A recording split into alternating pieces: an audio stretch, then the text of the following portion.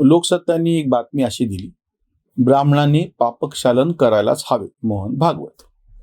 इतकी तद्दन खोटी बातमी होती आणि नंतर सिद्ध असं झालं की मोहन भागवत यांनी त्यांच्या संपूर्ण भाषणामध्ये कुठेही ब्राह्मण हा शब्दच वापरलेला नाही. जातीभेदाचं पाप आपण केलेलं आहे आणि तेव्हा आपण सगळ्यांनी मिळून पापक्षालन करायला पाहिजे, असा तो त्यांचा नेमका शब्द होता. लोकसत्तांनी ते वाक्य उचलत असताना प्रत्यक्ष बातमीचं शीर्षक असं केलं, जे आम्ही तुम्हाला आता स्क्रीनवरती दाखवत आहोत. ब्राह्मणांनी पापक्षालन करायलाच हवे, च असा शब्द वापरलाय, हवे. म्हणजे मूळ जो विषय होता तो बदलायचा. ह्यापूर्वीही 3 वेळा घडलेलं आहे. मोहन भागवतांच्या बाबतीमध्ये, त्यांनी केलेल्या वक्तव्याच्या बातमीमध्ये, बातमी संदर्भामध्ये, की काहीतरी जो शब्द आहे तो न घेता वेगळ्या पद्धतीने ते ट्विस्ट करायचं आणि बातमी द्यायचं. आश्चर्याची गोष्ट अशी की नेमक्या अशा बातम्या उचलल्या जातात आणि फार मोठ्या प्रमाणामध्ये समाज माध्यमातून त्या सर्क्युलेट केल्या जातात. त्याचा परिणाम असा होतो की एक तीव्र अशी प्रतिक्रिया तातडीने व्यक्त होते आणि एक खळबळ त्या सगळ्या ह्याच्यातून मारले जाते. म्हणजे ह्या पहिली गोष्ट म्हणजे हा तर पत्रकारितेचा, प्रस्थापित पत्रकारितेचा, म्हणजे वर्तमानपत्राची असो किंवा न्यूज चॅनलची असो, त्यांचा हा पराभव आहे की सोशल मीडियाच्या प्रभावामध्ये तुम्ही तुमचं जे काही आहे ते सत्व हरून बसलेले आहात, पहिली गोष्ट. दुसरी गोष्ट, वारंवार गिरीश कुबेर हे संघविरोधी आपला अजेंडा, आपली जी मानसिकता आहे ती विकृतीनं दाखवत आहेत, ही त्यातली अडचणीची बाब आहे. वास्तविक पाहता प्रत्यक्षामध्ये असे शब्द जर मोहन भागवत यांनी उच्चारलेले असते तर आपण त्याच्यावर केलेली टीका पण कोणीही समजून घेऊ शकतं. पत्रकाराचं ते काम आहे की अगदी त्यांनी तुमच्या वाचकाच्या मनात ज्यांचं दैवत म्हणून पूजा केली जाते त्यांच्या विरोधामध्ये काही असलं, जसं तुम्ही असंतांचे संत नावाचं मदर टेरेसावरती लेख लिहिला होता आणि त्याच्यावरती चिडून तुमच्या काय म्हणता येईल त्याला मॅनेजमेंटनी, व्यवस्थापनाने तुम्हाला जेव्हा फटका लगावला आणि तुम्ही शेपूट घालत तो अग्रलेख मागे घेतला. कारण की तो भावना म्हणजे ज्यांच्या मनामध्ये मदर टेरेसाची एक अतिशय मोठी प्रतिमा आहे त्याचं भंजन करण्याचं काम तुम्ही तेव्हा केलं होतं, सत्य सांगायचं म्हणून. आणि आता मात्र तो अग्रलेख मागे घेतला की जो सत्य होता. केवळ दबावापोटी तुम्ही घाबरला, तुम्ही शेपूट घातली आणि तो अग्रलेख मागे घेतला आणि इथे असत्य ते मुद्दा मांडलेलं आहे. म्हणजे सत्य आहे ते तुम्ही मांडलं, ते तुमच्या व्यवस्थापनाला सहन झालं नाही, तुम्हाला तुमचं आर्थिक नुकसान आणि पत्रकारितेचं करिअर महत्वाचं वाटलं म्हणून तुम्ही शेपूट घातली आणि तो अग्रलेख मागे घेतला. आणि इथे जे असत्य होतं त्याचं शीर्षक केलं आणि ते दाबवून बातमी म्हणून टाकलं. म्हणजे ह्याच्यातली मानसिकता लक्षात घ्या.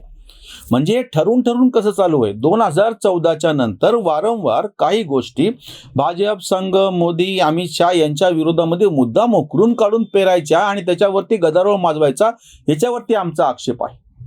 म्हणजे भाजपचे समर्थन करणारे किंवा भाजपचे प्रवक्ते त्यांच्या बाजूने बोलतील ती गोष्ट वेगळी, विरोधक त्यांच्या विरोधामध्ये बोलतील हे सगळं पूर्णपणे वेगळं. आम्ही एक वेगळा मुद्दा असं मांडतो आहोत की जी गोष्ट घडली नाही ती तुम्ही मांडता आहात, खोटी मांडता आहात, खोट्याचा प्रचार करतात, त्याच्यातून बदनामी करतात, हा तो आक्षेपाचा मुद्दा आहे. भाजप, मोदी, अमित शहा, संघ, ब्राह्मण यांच्यावरती तुम्हाला जी काही टीका करायची वस्तुनिष्ठ पद्धतीनं ती जरूर करा, त्याच्याबद्दल कोणी काही म्हणणार नाही. म्हणजे तशी टीका केली म्हणून हा आरोप नाहीये. गिरीश कुबेरांना प्रत्यक्षामध्ये मोहन भागवतांच्या तोंडी अशी काही भाषा असली असती, त्यांनी जर त्याचा या पद्धतीची बातमी दिली असती तर आपण त्याच्याबद्दल समजू शकलो असतो किंवा उलटे त्यांच्या निष्पक्ष पत्रकारितेच्या बद्दल कौतुक झालं असतं. तसं न करता तुम्ही जाणीवपूर्वक ब्राह्मणांनी पापक्षालन करायलाच हवेचं त्याला देऊन मुद्दामून ते म्हणजे तुमची जी एक मानसिकता आहे ती समोर तुम्ही आणता आहात.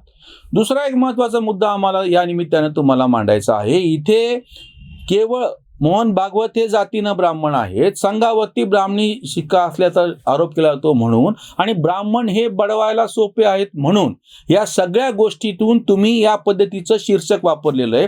असं समजा की इथं दुसरी कुठली जात असली असती म्हणजे मराठ्यांनी पापक्षालन करायलाच हवे, चुकून का होईना असं शीर्षक द्यायची हिंमत गिरीश कुबेर करू शकले असते का? वंजाऱ्यांनी पापक्षालन करायलाच हवे, दलितांनी पापक्षालन करायलाच हवे, दिलं असतं असं शीर्षक? नसतं दिलं.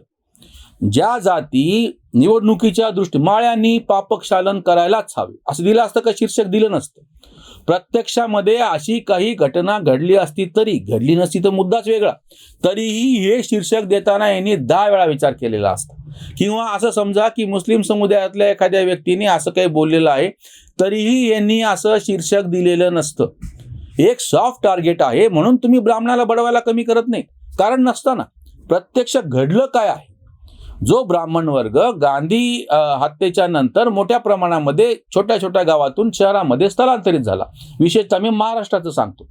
गिरीश कुबेर ज्या महाराष्ट्रामध्ये पत्रकारिता करतात, जी मराठी पत्रकारिता करतात, त्या पत्रकारितेचा फार मोठ्या प्रमाणातला ग्राहक वर्ग हा छोट्या गावातून स्थलांतरित झालेला छोट्या शहरांमध्ये, मोठ्या शहरांमध्ये हा ब्राह्मण मध्यम वर्ग होता, ब्राह्मण उच्च मध्यम वर्ग होता, की जो या वर्तमानपत्राचा फार मोठ्या प्रमाणातला वाचक होता, ग्राहक होता. या सगळ्या सामाजिक, सांस्कृतिक, साहित्यिक चळवळीमध्ये त्याचं मोठं योगदान गांधी हत्येच्या नंतर, स्थलांतरित झाल्याच्या नंतर, शहरात आल्याच्या नंतर, आधी तर होतं ती गोष्ट वेगळी. सदाशिव पेटी ह्या नावानं जी टीका केली जाते ते सगळे ब्राह्मण मध्यम वर्ग या सगळ्या साहित्यिक, सांस्कृतिक उपक्रमांना फार मोठ्या प्रमाणात पाठबळ देण्यात आलेले होते. मग अशा वेळी अशा वर्गात जो की शहरामध्ये आला, जाती व्यवस्थेची जी चौकट घट्ट अशी खेड्यामध्ये होती ती आता सोडून तो शहरामध्ये आला. शहरामधली नवीन आधुनिक तंत्रज्ञानाची, आधुनिक व्यवस्थेची चौकट त्यांनी स्वीकारली, त्याच्यातला मोकळेपणा स्वीकारला.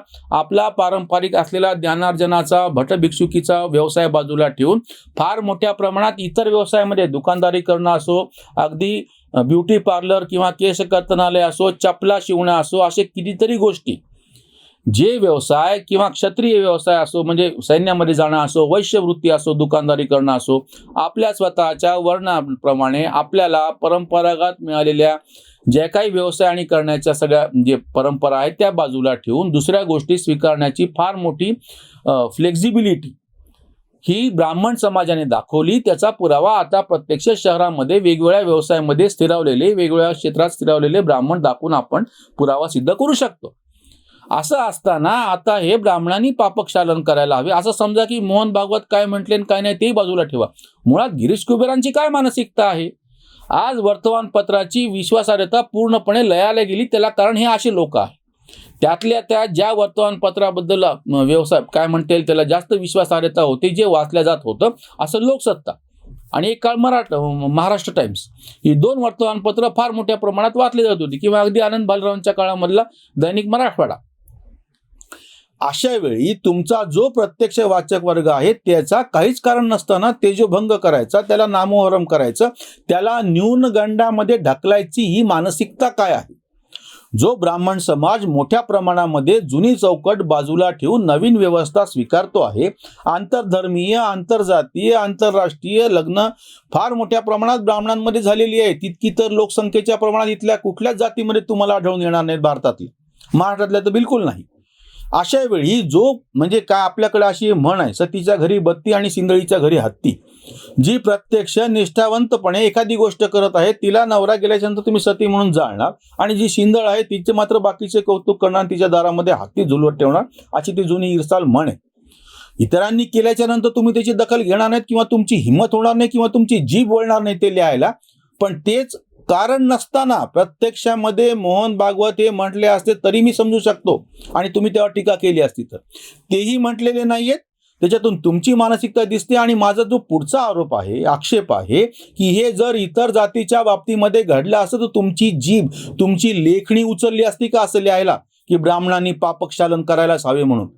ही जी मानसिकता आहे, प्रत्यक्ष जो बदलाला अनुकूल आहे, प्रत्यक्ष जो नवीन व्यवस्थेची स्वतःला जुळून घेतो आहे, प्रत्यक्ष जो उदारमतवाद्याचा सगळ्यात जास्त पुरावा असल्याचा आपल्या कृतीतून सिद्ध करतो आहे, त्याच्यावर तुम्ही परत त्याच पद्धतीनं टीका करता, आणि परत तुम्ही जुने सगळे मडे उकरून काढता. मडे उकरून जगतात जे जे गाडले पाहिजे त्यांना आधी, असं जे इंद्रजित भालेरावांनी एका कवितेत म्हणले तसंही केव्हा तरी जुने मडे उकरून काढायचे.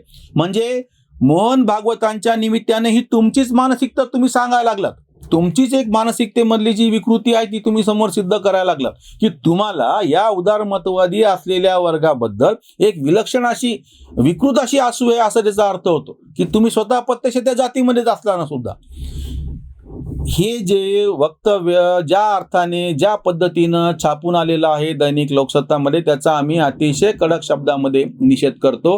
ह्यांनी बरोबर असलेला अग्रलेख सुद्धा मागं घ्यायचे शेपूट घालेपणा केला होता. गिरीश कुबेर आता ही अतिशय चूक असलेली बातमी सपशेल मागं घेऊन माफी मागणार आहेत का? इथेच थांबूयात. धन्यवाद.